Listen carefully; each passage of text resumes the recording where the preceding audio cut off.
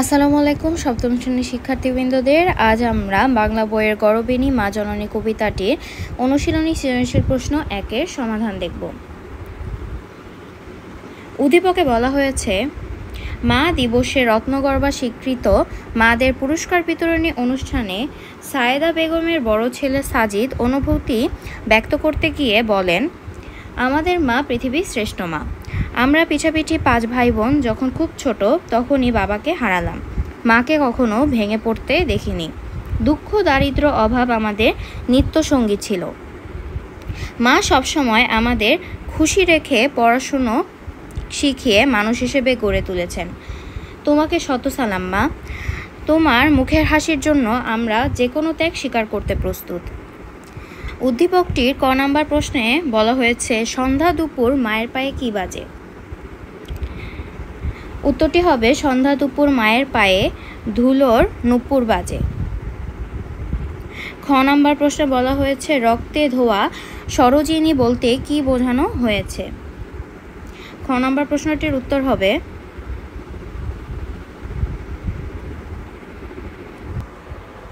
রক্তে ধোয়া সরোজিনী বলতে আত্মত্যাগে স্মৃতিবিজড়িত দেশমাতৃককে ইঙ্গিত করা হয়েছে। গরবিনী মা জননী কবিতার কবি দেশমাতৃকা বাংলাকে তুলনা করেছেন কোমল পদ্মের সাথে।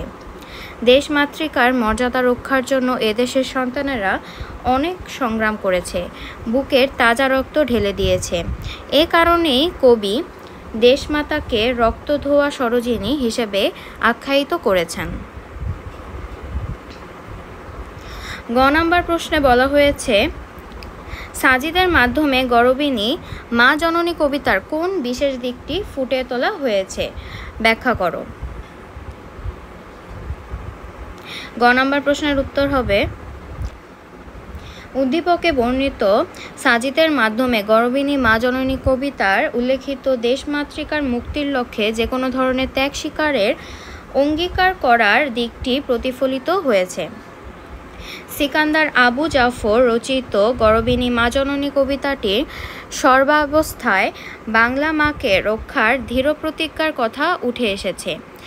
এই মায়ের মর্যাদা রক্ষার জন্য তার সন্তানেরা অনেক কষ্ট স্বীকার করে, তবুও কোনো অন্যায় অবিচারকে তারা মেনে নিতে প্রস্তুত নয়। দেশমাতৃকার জন্য প্রয়োজনে বুকের তাজা রক্ত উৎসর্গ করতেও তাদের দ্বিধা নেই। উদ্দীপকে বর্ণিত সাজিদ তার মাকে অনেক ভালোবাসে। মায়ের মুখের হাসির জন্য সে যে কোনো ধরনের ত্যাগ স্বীকার করতে প্রস্তুত। এমন মাতৃভক্তির প্রকাশ গরবিনী মা জননী কবিতাও লক্ষ্য করা যায়। সাজিদের বক্তব্যে কবিতার এই বিশেষ দিকটি ফুটে উঠেছে। ঘ নাম্বার প্রশ্নে বলা হয়েছে,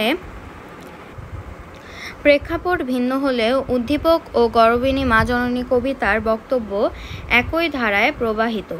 বিশ্লেষণ করো। ঘ নাম্বার প্রশ্নের উত্তরটি হবে, প্রেক্ষাপট ভিন্ন হলেও উদ্দীপক ও গরবিনী মা জননী কবিতার উভয় ক্ষেত্রেই মায়ের মহিমা ও তার প্রতি সন্তানের গভীর শ্রদ্ধা ও ভক্তির প্রকাশ পেয়েছে। সিকান্দার আবু জাফর রচিত গরবিনী মা জননী কবিতায় দেশমাতৃকার বন্দনা প্রকাশিত হয়েছে। মাতৃভূমি মমতা দিয়ে তার সন্তানের বুকে আগলে রাখেন। দেশমাতৃকার মর্যাদা রক্ষায় তাই তার সন্তানেরা থাকে অবিচল। উদ্দীপকে বর্ণিত সাজিদ তার মায়ের অসামান্য ত্যাগের কথা তুলে ধরেছেন। শত প্রতিকূলতার মাঝেও তার রত্নগর্ভা মা সন্তানদের মানুষ করেছেন। সাজিদ তাই মায়ের প্রতি সশ্রদ্ধ কৃতজ্ঞতা জানিয়েছেন। সেজন্য অঙ্গীকার করেছেন মায়ের মুখে হাসি ফোটাতে তিনি যে কোনো ধরনের ত্যাগ স্বীকার করতে প্রস্তুত থাকবেন। গরবিনী মা জননী কবিতা দেশকে মায়ের সাথে তুলনা করা হয়েছে। মাই পৃথিবীতে আমাদের সবচেয়ে আপন। মায়ের মতো দেশেও আলো বাতাস দিয়ে আমাদের বাঁচিয়ে রাখে। তাই মাকে আমরা যেমন ভালোবাসি, দেশের জন্য আমাদের তেমন ভালোবাসাই জ্ঞাপন করতে হবে।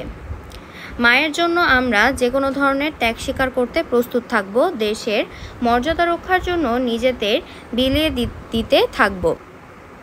উদ্দীপকে মায়ের কথা বলা হয়েছে আর আলোচ্য কবিতায় দেশমাতৃকার কথা। তবে উভয় ক্ষেত্রে মায়ের জন্য একই অনুভূতি বহিঃপ্রকাশ ঘটেছে। সার্বিক বিবেচনায় তাই বলা যায় প্রশ্নোক্ত উক্তিটি যথার্থ।